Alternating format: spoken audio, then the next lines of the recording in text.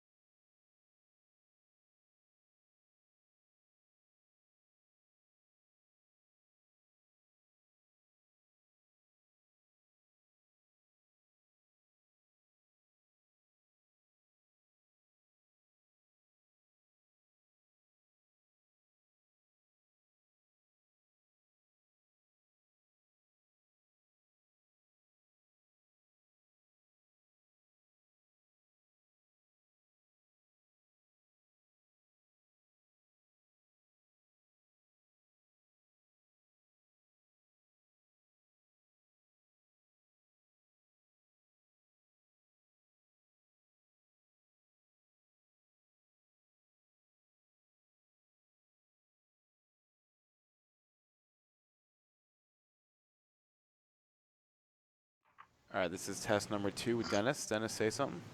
Testing one, two, three. Testing one, two, three. Testing for echo. All right, we're good. Testing one, two, three.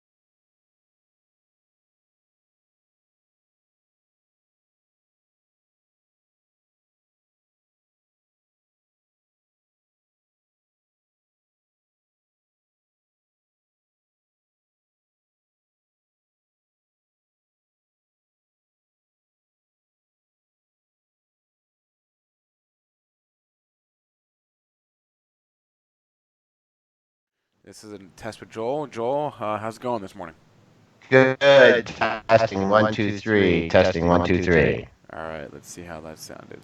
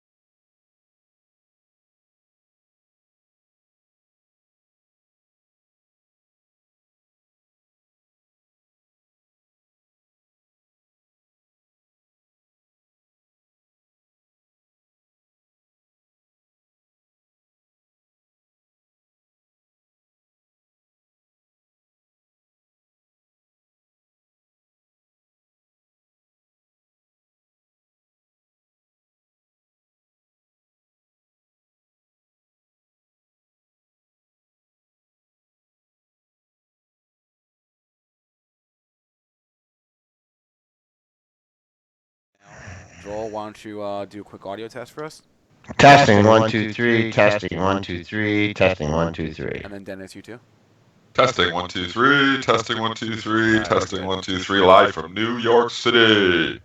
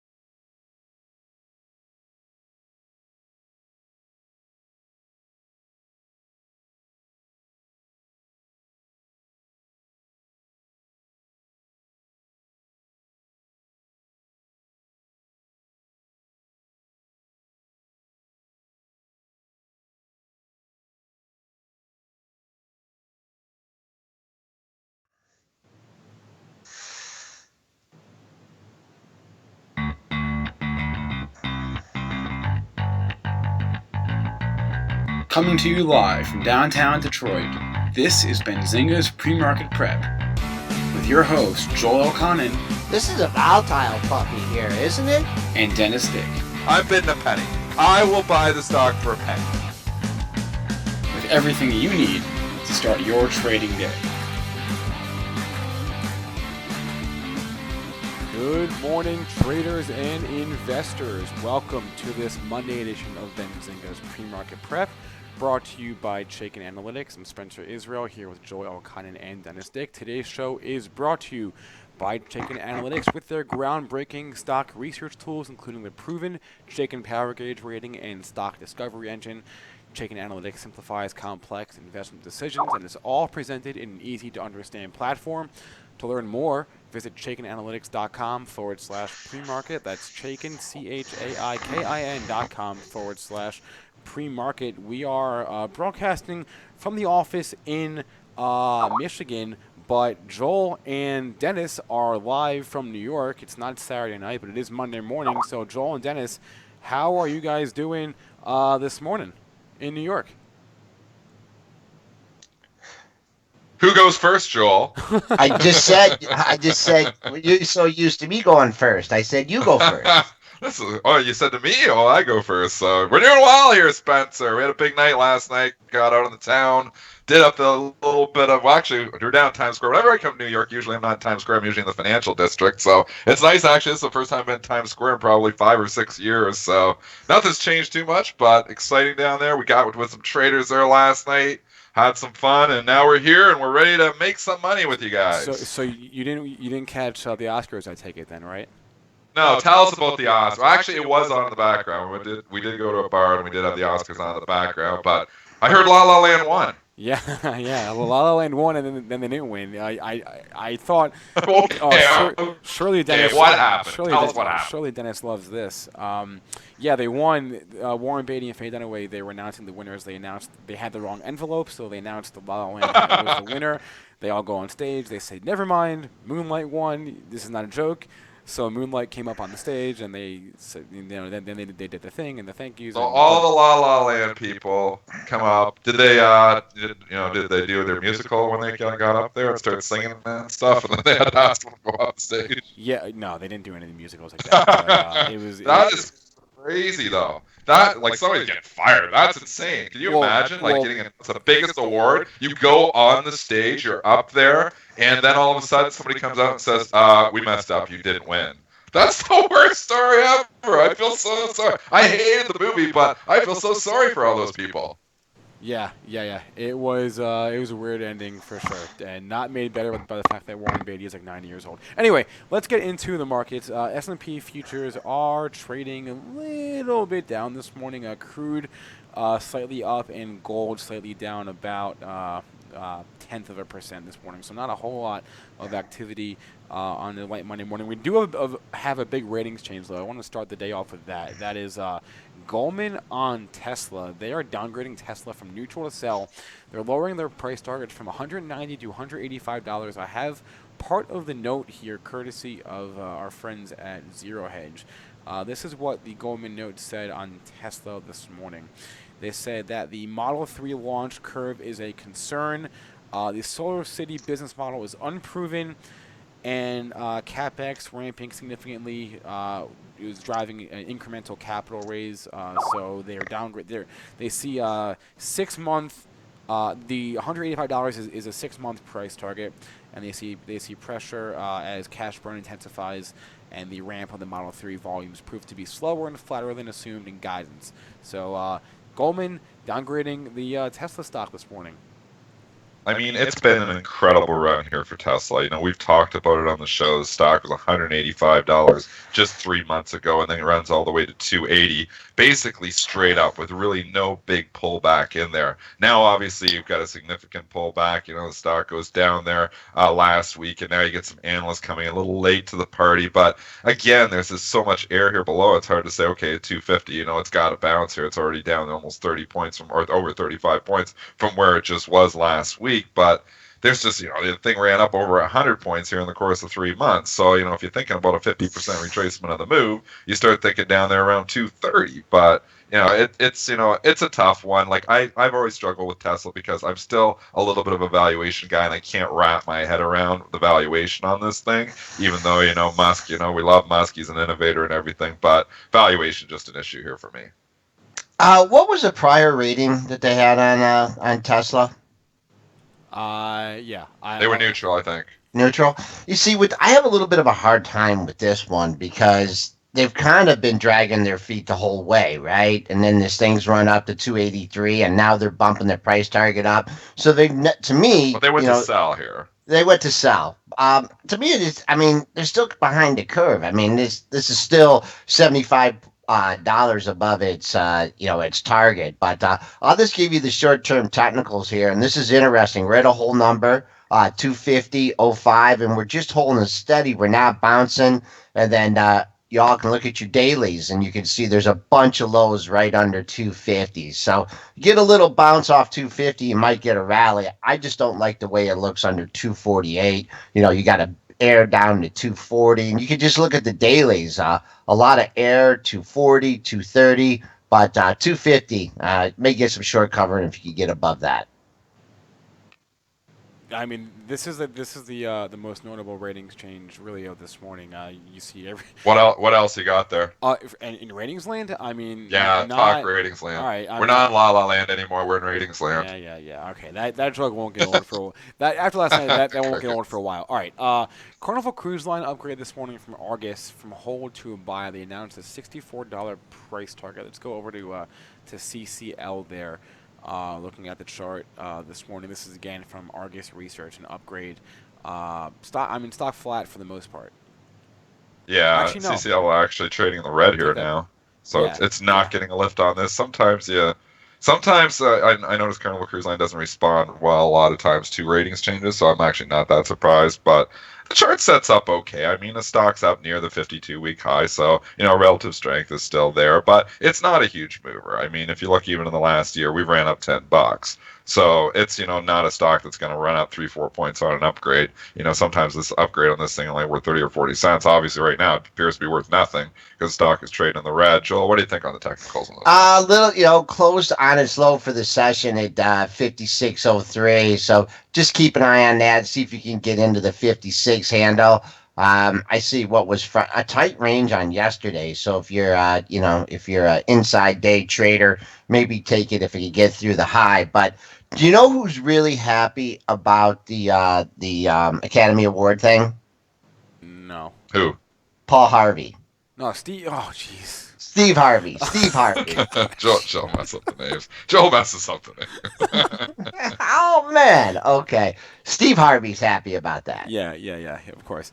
Other notable ratings today, a few analysts chasing price. We had JCPenney downgraded by B. Riley. We had Under Armour downgraded at Nomura. But those are the only ones that I'm seeing that are notable this morning. The Tesla Goldman Sachs ratings change was the big one. The other big story of the day, if you're watching TV at all, you no doubt saw that today is the day that Warren Buffett is on CNBC pretty much all morning. So he's been talking about various positions over the course of the last couple hours. He said he bought 120 million shares of Apple, or has bought 120 million shares of Apple in 2017. He says he's not buying Apple at this price and has not bought shares since the earnings report. So for those of you chasing Warren, that I'm no doubt that would drive Apple today. So let's start with Apple, and then we'll go over to his other positions. And that's what Joel and I always say. When you're looking at these 13Fs, it's from the last 45 days. And, when it gets disclosed, they might have been buying 44 days ago here. And, Apple's had such a big run up. So when everybody, is buying Apple because, it's disclosed that Warren Buffett's bought more, he bought more quite a while ago before the earnings report, which would have been under $120 a share. So now you're up here at $137. You're paying $17 more than Warren. So when you're trying to chase Warren, it's not that easy to do when you're playing with delayed data. And that's what the 13Fs do. you're always on delayed data because they don't have to disclose for 45 days. So, and it's amazing how much some of these stocks run on those disclosures, despite, the data basically being delayed. It's a tricky game. Like, I don't know if anybody actually makes money, longer term if you're just chasing what all these guys are doing because you're late to the party. But that being said, Apple's still one of the biggest holdings in my portfolio. I still think there's good value here. I mean, it's still one of the cheapest stocks going forward. It's obviously a cash cow. They still need the growth, to really get the stock and propel it. But right now, it's got, it's the wind is in its sails here, and it keeps taking it higher. So as the stock continues to make new highs, everybody hated it down at 90. Everybody seems to love it at 137. I wouldn't be surprised to even catches some upgrades, from some other analysts that are late to the party as well. Do we got Joel still? I don't know. All right, anyway, Joel sneak away. Yeah, I think Joel's still here. Moving on. Joel fell Okay, asleep. I did the mute button. I'm not used to doing that. Mute button trick. Yeah, 137.48. That was your all-time high from Thursday. Keep an eye on 135 on the downside. That was the vicinity of Friday's low, and then a couple lows from last week. But really, since the earnings report, I mean, there hasn't been one major red bar. So really no worry until you get that. I mean, I see a few real small red bars here, but nothing to worry about till you get a big red bar or you are close below 135. And he It's also just been a steady climb.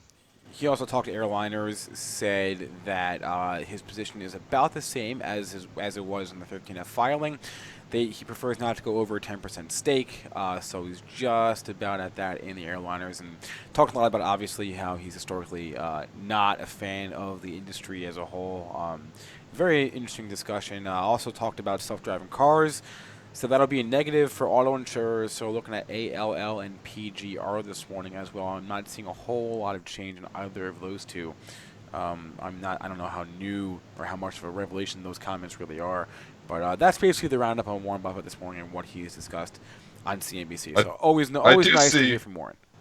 I do see LUV trading down here in the pre-market, and it's trading down about 1%. So I'm wondering, did he mention something specifically on LUV, or was there other news on LUV? I think because it is trading, it is weaker than the other ones. I think he was saying that he himself, and I could be wrong about this because I was half listening, but I think he said that he himself doesn't have the position in Southwest as somebody else at the firm has the position in Southwest. But he mostly talked about how they went bankrupt a few times, and the reorgs helped them all. Yeah. But no, I think that's what I thought I heard was that it was somebody else at the firm who was driving that position in Southwest Airlines. All right, potential double top. I'll just give you those numbers on the upside. 58.56 represents the all-time high there. You match that on Friday. Closed right near there, so maybe you got an institution looking at the 58.50 level, looking on the downside here. But really, until this thing takes out 56, it seems like the uptrend is still there. All right, another mover this morning that you've seen if you're on StockTwits is trending. LJPC, Jola Pharmaceutical, as they said that. Good drug. Yeah, great news. They said their Athos 3 phase 3 efficacy endpoint is statistically significant. So that's the we like those significant or statistically significant endpoints. Yep. LJPC. Jumping over here, I'm just bringing it up here on my screen as well. LJPC. If I'm looking at my leaderboard, it actually is number one here this morning. It's up. Actually. It's come back down from where it was though. This stock earlier on was trading over $30. Now it's 25. So it's starting to come off here. So it's still trading up 31%, which still puts it at the top of my leaderboard. But again, Joel, do you have the data? Because we're running New York, so we don't have as much data as we normally. I got do. it. You have the pre-market high. Pre-market highs 31.25, and then you've had nothing but big red bars. Yep. So you're gonna find some sellers, coming back up. The former all-time high in this is 28.20. So throw out the 31.25 print. 28.20 is now going to be your bogey on the upside. And maybe Brent can help us with this, but there was a big fund.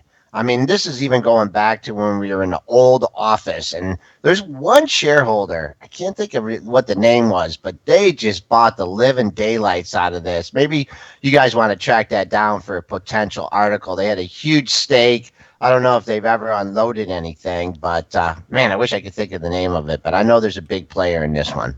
All right, well, I'll ask Brent tomorrow when he's back in the office. 5 more minutes before our first guest of the day. That'll be Adam Sarhan. So I want to cover one earnings stock from the morning, and that is, what was it, JKS, right? That reported before the bell here. And pull it up there on my Pro.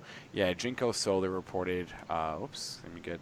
There we go. Jinko Solar reported a Q4 EPS of $1.04 versus 65-cent estimate.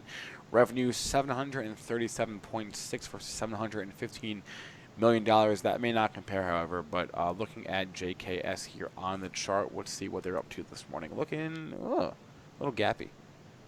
I mean, the dog trade has been on for the last couple of weeks here. We've been talking about, how everything was running up in the markets, and now they're looking at the laggards. Even retail is catching life on Friday.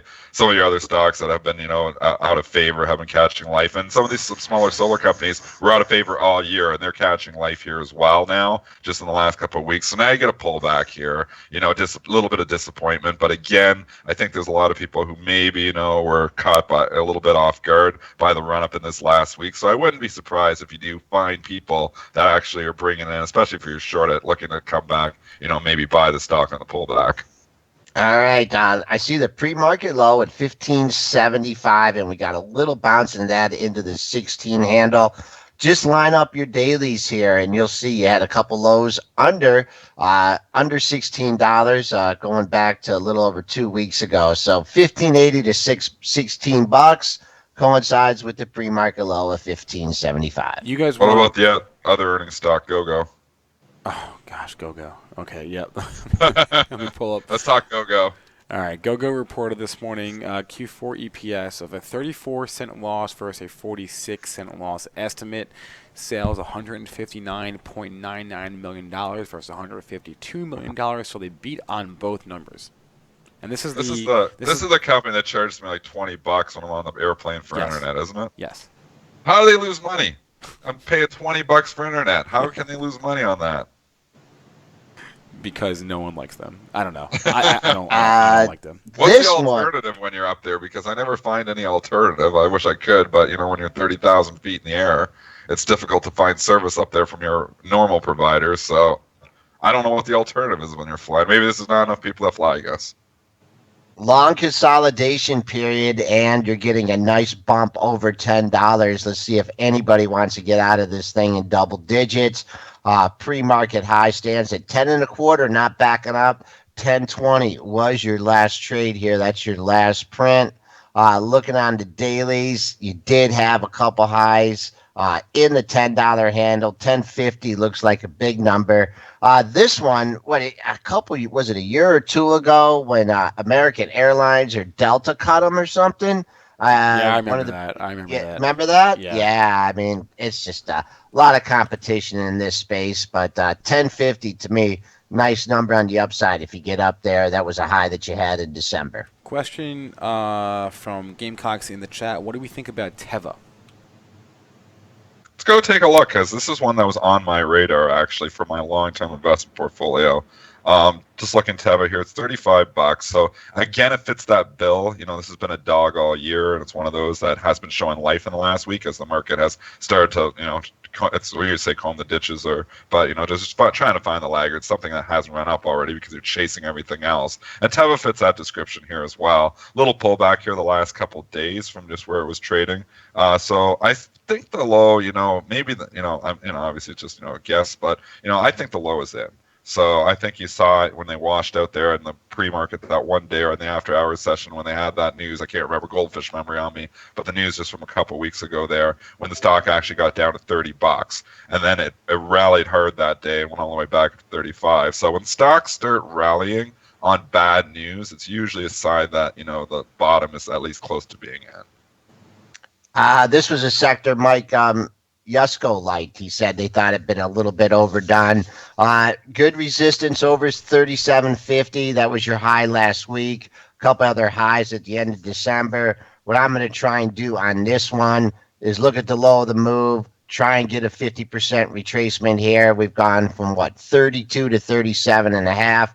5.5, 2.25. Maybe catch this thing in the lower 34s. And I remember why this thing came off the low, and that What was a was it? good Was earnings it? report. It was a good earnings report. But they first had bad, or what? Yeah, the good earnings report drove it up that day. That's right. That's what really took us off. It's Oh, on my radar. I don't mind it down here. I think there's some value here in Teva. all right, it's 8:20. We got some questions in the chat. We're gonna ask those questions of our first guest. That's Adam Sarhan. He's the founder and CEO of Sarhan Capital. So we'll be right back, and we'll get his thoughts on. Let me see here. I see BMY. I see Gilead. I see Cinna, WB. We'll ask Adam all about all those tickers. So we'll be right back again with Adam Sarhan.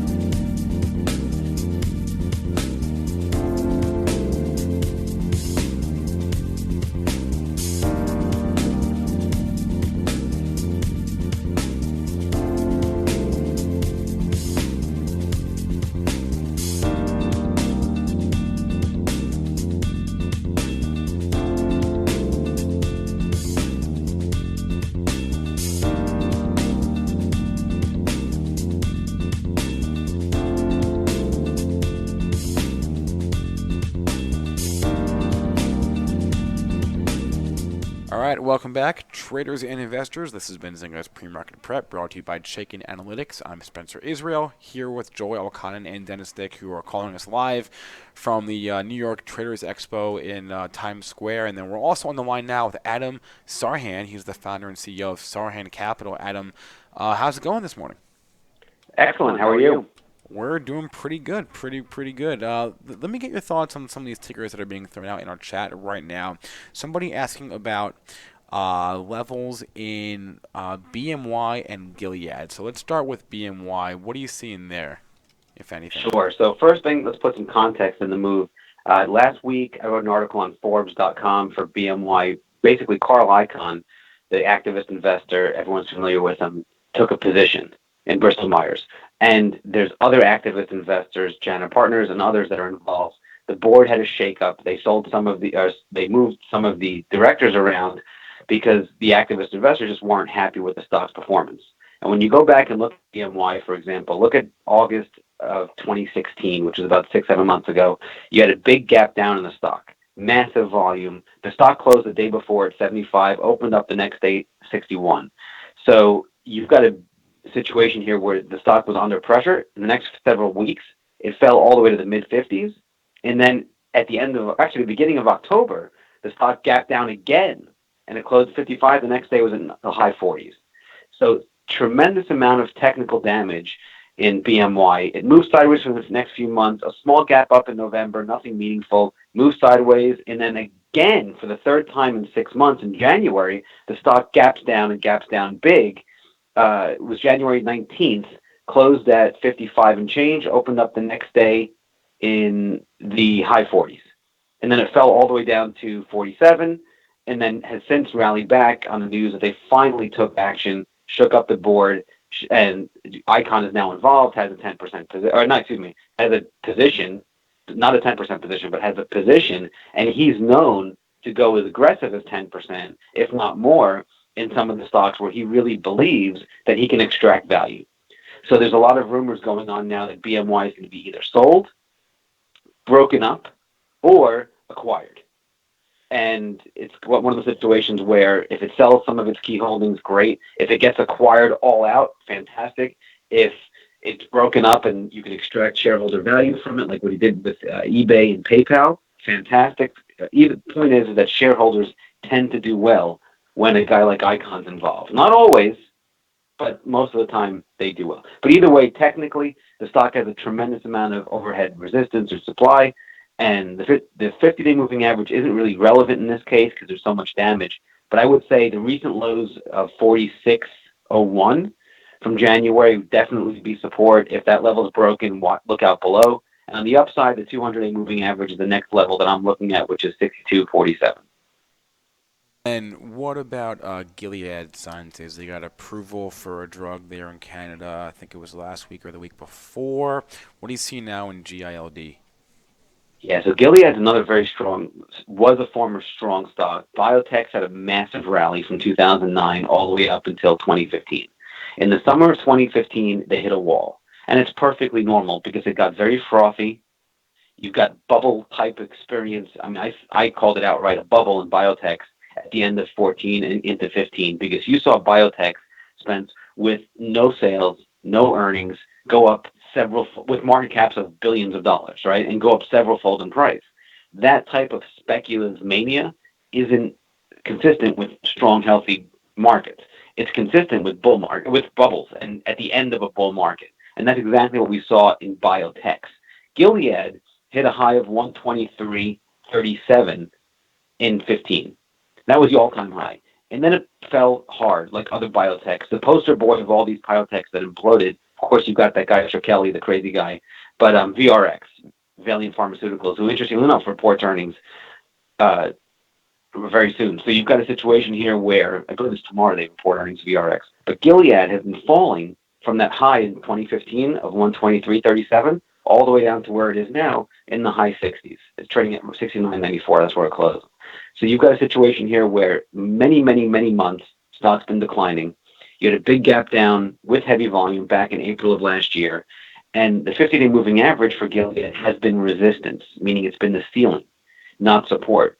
And a lot of other biotechs are also in this, secular or individual bear market, if you will, as the rest of the major indices and the rest of the stock market soars to new highs.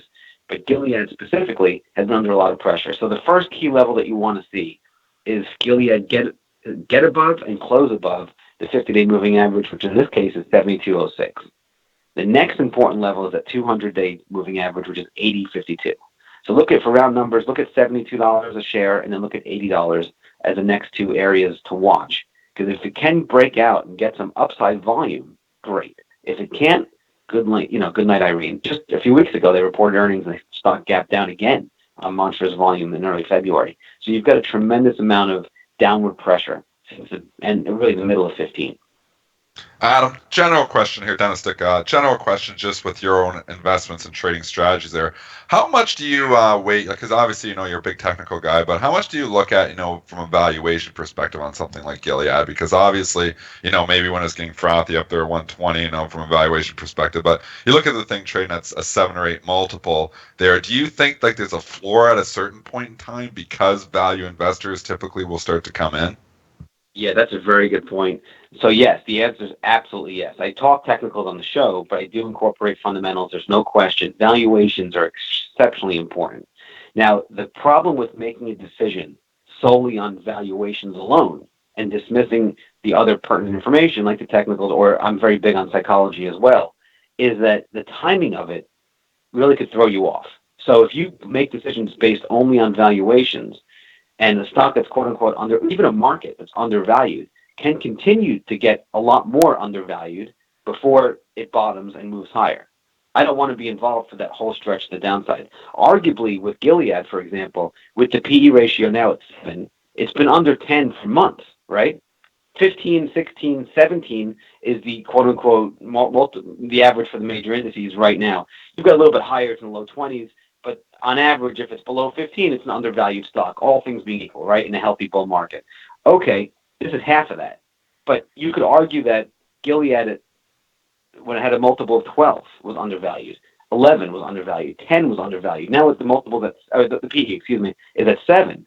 So you've got a situation here where undervalued can get a lot more undervalued or stretched to the downside before it becomes viable.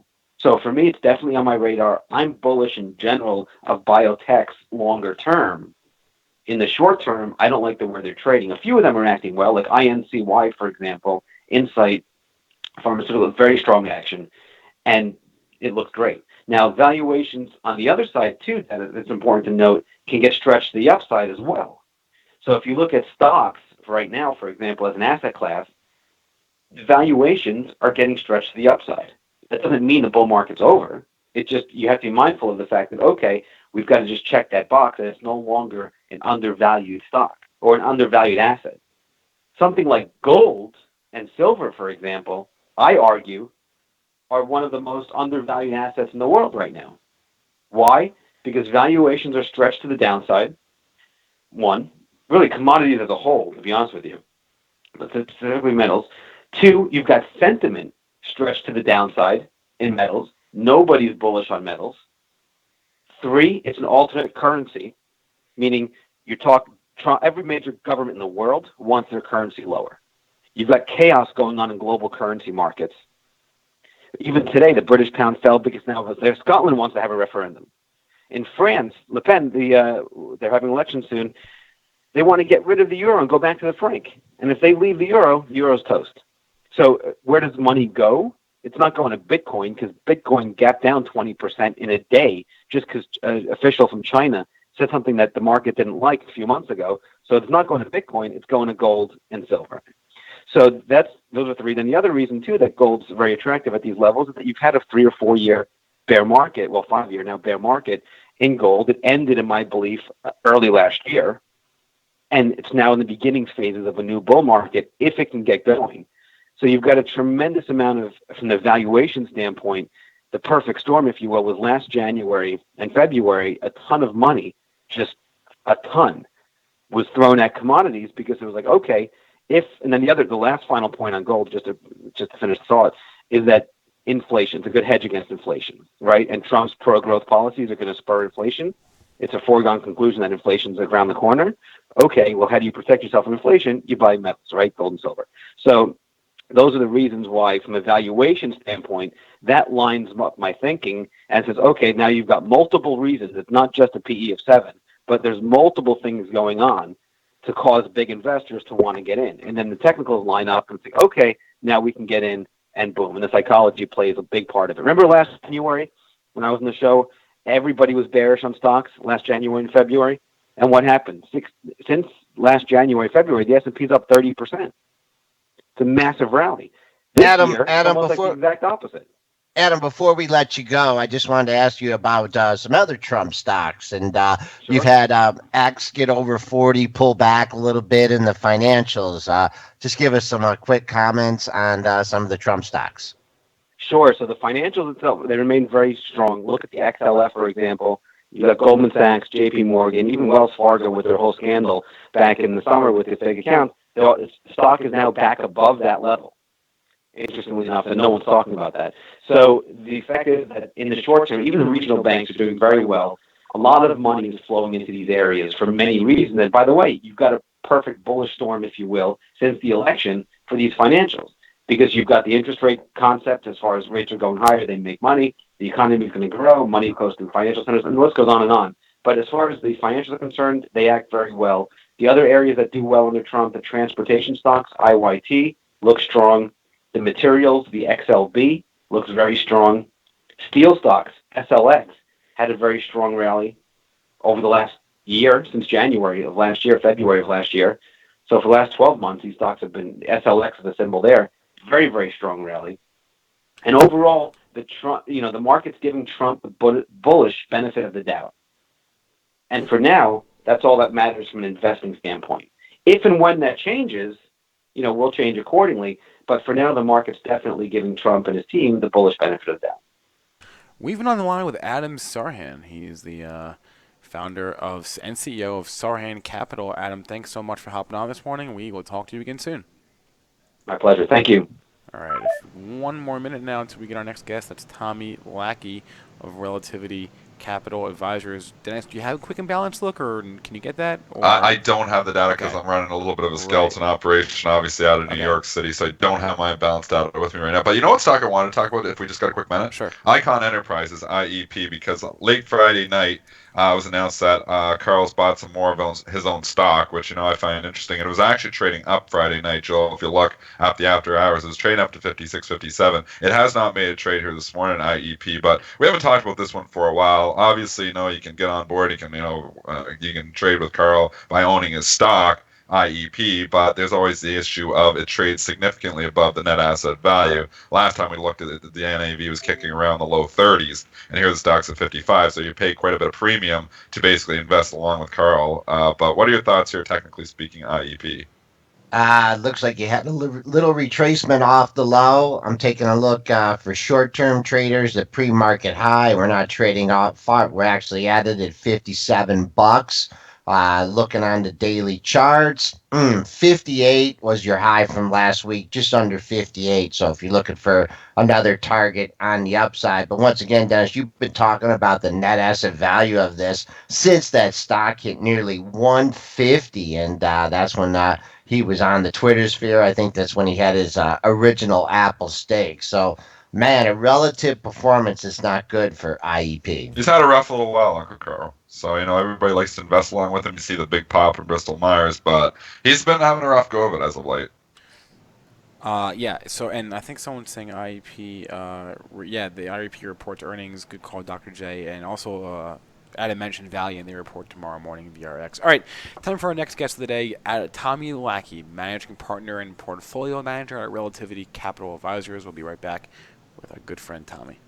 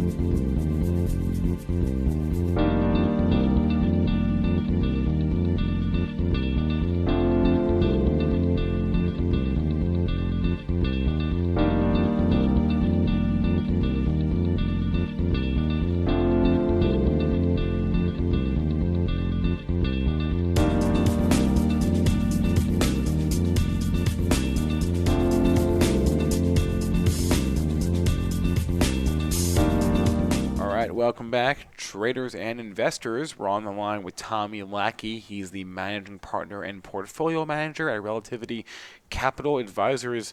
Tommy, how's it going this morning? Everything's going great here. How about you guys?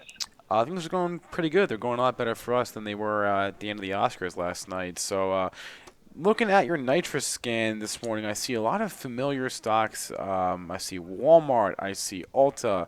I see BLK. Give us one of the. We'll go through the list, but give us one stock that stuck out to you this morning on your nitrous scan. I think probably here I would probably go with, for one stock I probably would go with Ulta, which is at top. It's just basically because this is such a strong company and a solid company in general.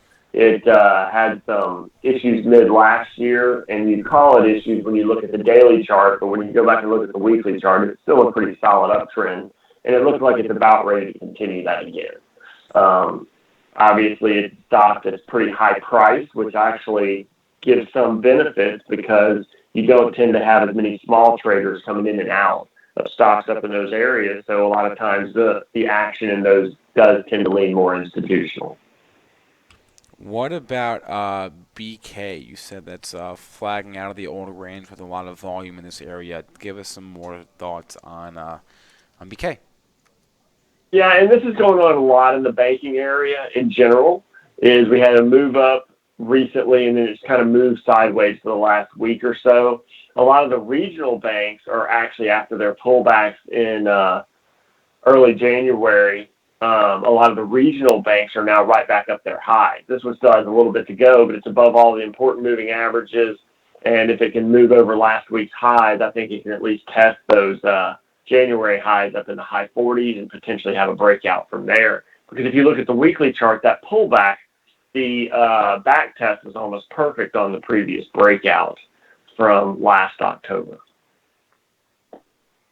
I'm also looking at Voya Financial. They are insurance company? Yeah, they're an insurer. It used to be the old ING. Okay.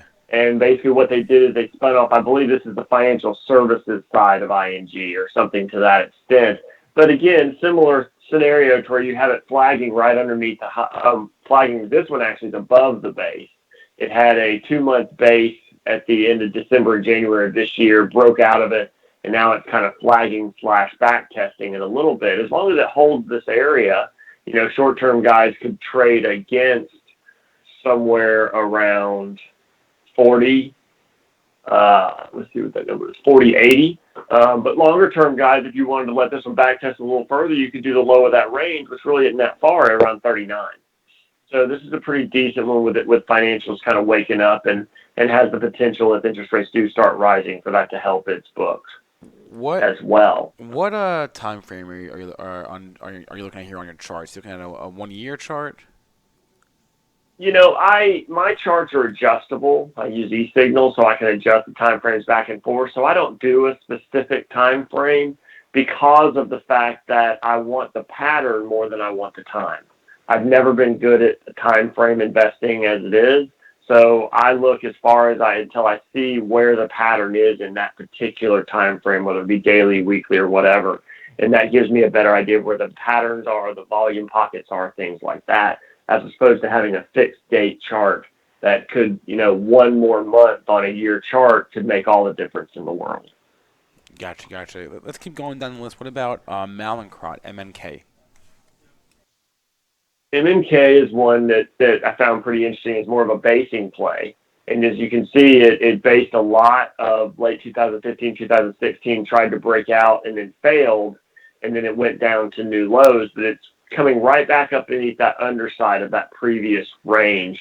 So this is one, I think, with MNK that if it goes over the highs of last week or the flag that we're in right now, could have more upside coming. But I call it a look both ways play, as we've talked about before, because if it moves back below 52, then we probably have another failed move here. And you will most likely at least test those lows or potentially go lower. And from here, that's, 11, 12%. What about some regional bank plays? You have a few listed here on your list. You said there's a ton of regional banks with the same flag look. We already talked about BK. Any other ones that jumped out to you? Let's look at HOMB. And I think that's a good example of what a lot of these did look like on this. They had the huge run up. Of course, people say after the election, but if you actually look at a lot of these charts, they started about a week before the election. Had a huge run up, came sideways for the last 2 to 2.5 months, and now they're bunching up back near those highs. And it's, again, when you get something that comes up back near the highs, it doesn't break immediately, but it flags over sideways. A lot of times it's just trying to get up that energy to bust through. Of course, you have to watch for failures, but if it stays up in that area, that means someone wants to keep it up there. And so I'd be looking for the potential for it to bust through those highs around 28.50, 28.60 area. All right, let's move over to the meltdown. This is the fun stuff, the stuff that I like. Let's look at Wi-Fi. You say that they lost an edge, and if it doesn't, or if there's a weak bounce, it could move higher. Let me look at WIFI. Okay, Wi-Fi, but I do want to make one comment about the meltdown. It seems like a lot of people like the meltdown more, and I think it's a lot because investment perceptions is that taking the short side is a faster move and you can make more quicker. The problem with that theory is I've known very, very few people that actually turn long-term profits on focusing on the short side in that scenario, especially in a bull market like we're in now. So just be careful with that and make sure you stay tight. Now, looking at Wi-Fi, it's one that has kind of moved sideways for most of February and started to break down the last couple of days of last week. But we had a huge hammer on Friday just above the 150 SMA. And it's one of those scenarios on this one to where I would watch this as another look both ways play, to where you see, and I think this with any time you have a big drop in a stock or anything else, is you look for that first bounce or second bounce and see how much strength is in that bounce. So here with us hammering up like this, if it continues to move higher, we want to see, is there any strength behind it? Is there any volume behind it? Or is it just a real weak play? If it's a weak looking move higher, this one would be an easy short against that area right at the probably 1175 zone. And then you could have it move back down to or below the lows of that hammer. But if it has some strength here after that failed breakdown, a lot of people will say after a failed move comes a fast move. So you got to be careful to make sure you don't get too into your short, that you don't cut your loss quick if it doesn't work. That's really good advice there. Let's move over to another ticker that I want to hit on, and that's EAT, EAT, Brinker International. What are you seeing out of EAT? This one was very interesting to me as well, because if you look on a weekly chart, this is a major breakdown off of a base that goes back to late 2015 after the big drop there. So that's a huge breakdown if it lasts. However, the volume didn't look terribly exciting, and it tried to start reversing Friday. So again, this is where I'd watch for the bounce having more information to give us than the actual move down.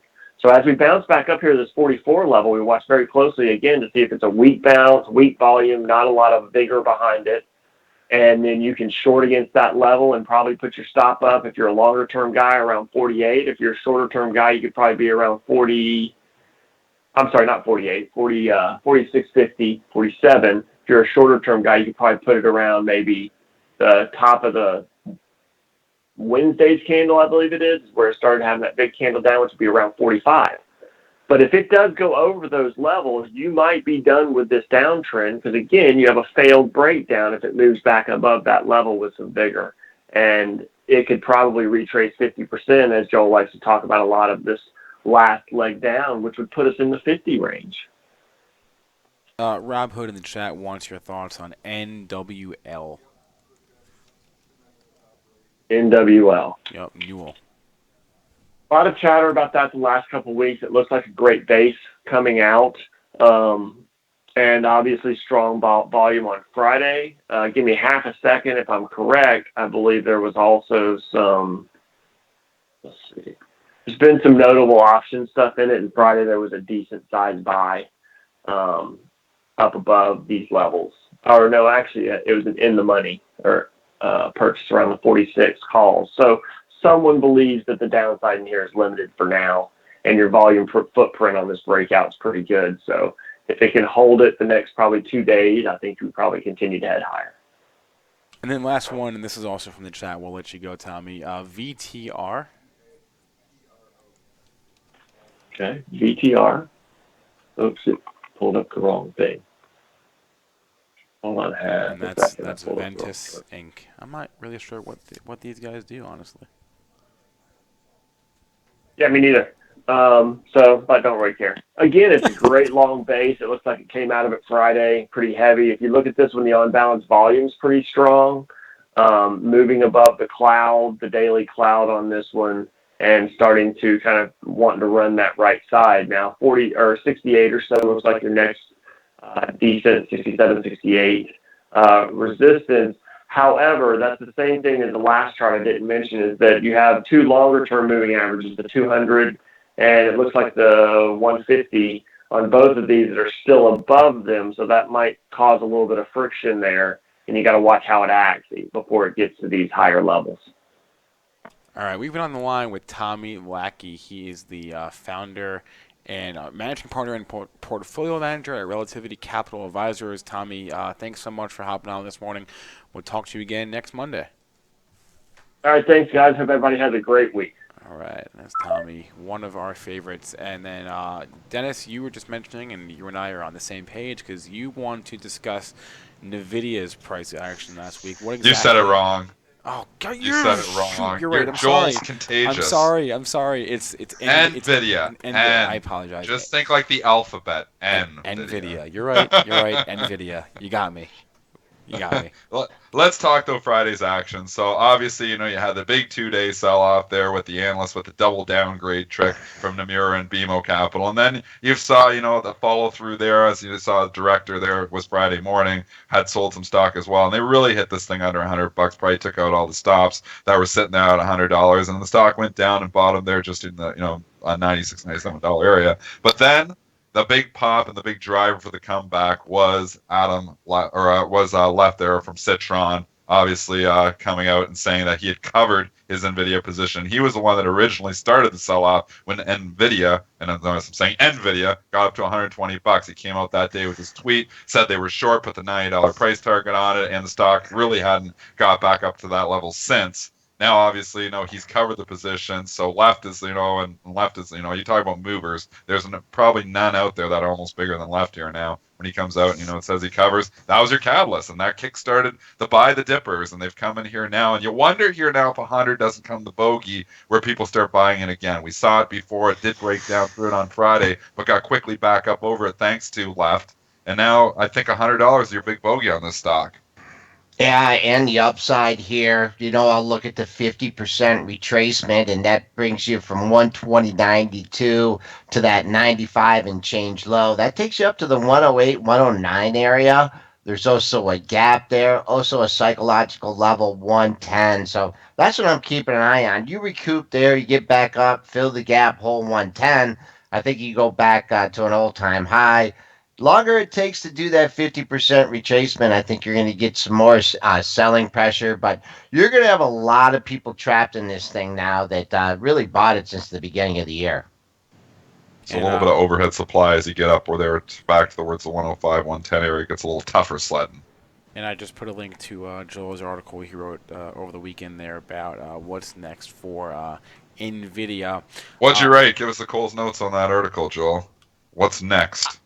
I basically just. You basically just said it. yeah, the 50% retracement. I mean, Dennis, you made the comments about the double downgrade.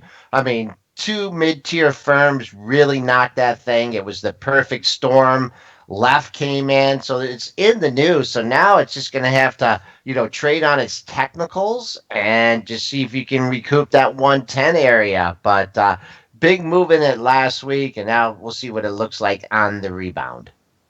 Couple stocks that are due to report tonight that I want to touch on here too, which we haven't had a chance yet. Priceline is due to report. We'll obviously have Nick. It's going to be perfect timing there because we're going to have Nick on the show, and he's the Priceline trader there on our show tomorrow morning. But Priceline is going to report here tonight. I mean, this stock has just been a monster. When you put it in perspective, now $1,641, and over the last year, it's rallied from the 1,300 area up to the 1,600 area. And if you want to talk about just steady climbs, really, when you look at a 5-year chart on Priceline, you look at it 5 years ago, the stock was $600. Now it's $1,600. I mean, this is a company that just does a lot of things right. They're usually pretty solid on their earnings reports as well. And it's a benefit of a big bull run here, and it keeps continuing to climb higher. I'm seeing. I will just look at the range from Friday on this. A couple days ahead of a report, sometimes you get some position squaring. You had that high just over 1640, so that will come into play as resistance. On the downside, that low is just above 1620, so a little bit of range trading here ahead of the report. Remember, you usually move like $50 on a Priceline report there too, so obviously technicals take a backseat after we get the fundamental information from it tonight. The only other notable earnings report, at least that I'm seeing after the bell today, is HTZ is due to report. I mean, not so much notable, but a fun one to watch. Let me keep an eye out here. Let's pull up HTZ, but I don't think nothing else really strikes my fancy. Is Uncle Carl still in there, or is he out?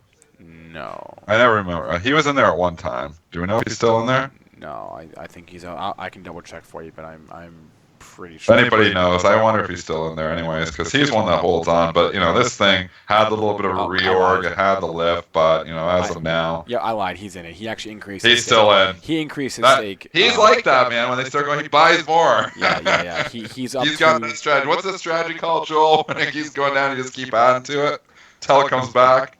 Don't frown, average down. Don't frown, average down. That's like he's averaging down. And Uncle Carl, he's like that. That's how he gets so big sometimes too. As these things move against him, and he gets bigger and bigger because he's bringing that average cost down. He's at 29. You got deep pockets for that strategy, guys. That's the one thing. Uncle Carl does have deep pockets. He's at 29 million shares. You don't play games. How many is outstanding? You see how many shares are outstanding? I don't know. Percentages. Joel can do the error math. We have the mathematician Joel online, so if you get us the other number, Joel, do the error math for us. Come right down to the decimal point. Finding out how many shares are outstanding. I threw him under the bus. Any other technicals here while he finds that information, Joel, on Hertz? This hurts is that the reorg is just throwing me for a loop here. Because this thing, it got pounded, and then all of a sudden it's at $53, and it was like, okay, should I just automatically short this again? It's still the same company. A lot of competition in this space. You know, the Ubers, the Lyfts. I mean, I don't know. It's really just too competitive in the industry here. Let's look at cars. Is it cars? Is that the Avis one? Car. Car. Okay. Yeah, they got a great ticker symbol too. Yeah, that's held up a little bit better. Just a lot of competition. Yeah, well, that's just it. You just wonder, if everybody's going to start taking Ubers everywhere or Lyfts or whatever they're doing here, what does that do to the rental car market in the long term? And I think it's showing in the share prices here of some of these stocks.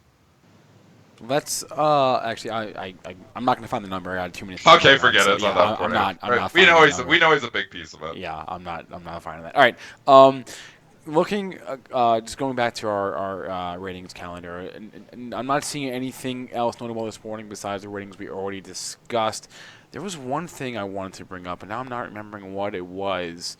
I've got a few stocks on my list if you want to go to my list, because always my list is littered with stuff. My list is littered with retail stocks from Friday, because we talk about combing the ditches or finding the laggards, and the market has been moving to that. Those retail stocks on Friday, like JWN, and obviously Nordstrom had earnings Thursday night, and it was probably your catalyst there. But that kickstarted rallies in Kohl's, that kickstarted rallies in Macy's again. So these big box retailers here, while your department stores, they're starting to show a little bit of life, and that's the definition of a laggard. And if we're jumping into this, and a lot of times you see, on a late bull market run, this is what you start to see, the laggards start to pick up steam. I'm not sure we're in a late bull run here or not, because this market just continues to be in a bull, but it cycles, and right now the laggards are starting to pick up steam, and Nordstrom, JWN, Kohl's, and Macy's had great days on Friday.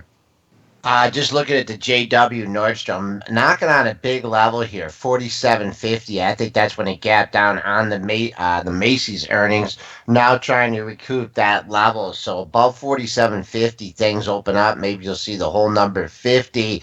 And I took my eye off J.C. Penney just for a little bit on Friday. And I'm thinking, well, maybe we're going to see that $6 level. And it got down to 6.18 and then got a little bit of a bounce here. So maybe the bad news is out with the earnings report. J.C. Penney maybe get a little bit of a bounce. That whole $6 area, going back last year and then also in 15, that's just been a big level. Came down from 11.99. We traded, up there in 2016. So $6 if it gets back at the area. I think you see some shorts trying to cover, maybe some institutions, maybe trying it for a short-term trade on the long side. The other one that just keeps continuing to get a lift here, and this one's been hot because it's basically in a bidding war here. It looks like Kate Spade, Kate, announced again Friday night that I believe it's a Michael Kors. Who's the two buyers that are going back and forth on this one? Kors is one. Who's the other one? Let me look. Do you remember Spencer? Yeah, I know Kors is one. Somebody else. They're fighting for Coach. this thing. It's Coach. It's Coach. And these two, and this stock has just been taken out. I mean, $14. Now you're at $24. Now it's like, okay, well, it's 3 months ago, it's $14. Imagine, if, both of them said they were out, this thing would just collapse. But it does look like, there's two people, it keeps coming, it's coming from Reuters, I think, on Friday night, that, they're basically both trying to buy this company. So it looks like maybe eventually it will get bought here. But stock is really lifted now. And you wonder how much premium is even left, because the stock has climbed so much since these rumors started back when the stock was $14. Yeah, 24 seems to be the level on this. You hit it a couple times last week. Also peaked there in May of 2016. But once again, stocks in play, can go anywhere. One thing I wanted to alert our traders to is that the Morgan Stanley Tech, Media, and Telecom Conference begins today. Presenters include GoDaddy, Citrix, Comcast, CBS, Splunk, and Groupon. So if you're watching any of those names, I would watch for potential volatility around those names today at the Morgan Stanley Tech, Media, and Telecom Conference. All right, 8:58 now. Let me look in the chat. There was one outstanding question from Downward Dog about RL. So let's pull up, since we're on That's the retailer theme. Yeah, that's retail. I haven't looked at RL in a while, so this is the first time I bring up the chart probably in a couple of weeks here too. So bear with me. Ralph Lauren coming up here, 79.21, where it closed there on Friday. My chart's a little bit slow here too, so internet connection isn't as good as it could be as my one is home. 79.93 was the high. Yeah, so just looking here, at the charts. Joel, I don't know, my internet connection not working well. Hear me on my charts. What do you got for technicals? $80. We gapped down. I think that might have been on the Macy earnings as well. You kissed $80 on Friday. You also did over the last couple weeks. You clear 80. You got some open real estate here. If you're trying for a swing trade or a longer term position and you're nibbling here in the 79 handle, you got your out at the low of the move at 75.62.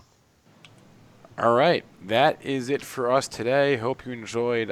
Joel and Dennis, I hope you guys have fun today at the Traders Expo in New York. If any of our listeners are out there, feel free to stop by. I think they'll be at the Bright Trading Table for a while, and then I'm sure they'll be hanging out afterwards. So you guys have fun on your little field trip. I'll be back here in the office, but that's our show for the day. Hope you enjoyed our chats with Tommy and Adam. You can catch our whole show again if you missed it on iTunes, SoundCloud, and Stitcher. Just search for PreMarket, and please remember that all the information and material from our show is for informational purposes only and not meant to be investing advice. Have a good rest of your day.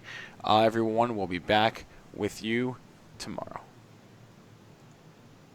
Whether you're a short-term swing trader or a long-term investor, you need to check out Thinkorswim, brought to you by TD Ameritrade. There's a reason why Thinkorswim has been named the #1 trading platform, because it has it all. With Thinkorswim, you can trade stocks, options, futures, forex, and virtually every other type of order. Get notifications on mobile devices and interact with other traders in chat rooms. You can also use technical indicators and see the latest investing and trading education in Think Money magazine. If you want to keep up with the markets, you need Thinkorswim. To experience everything Thinkorswim has to offer, open a TD Ameritrade account today. Thinkorswim, the online trading platform for traders and investors. TD Ameritrade, member SIPC. All investing involves risks.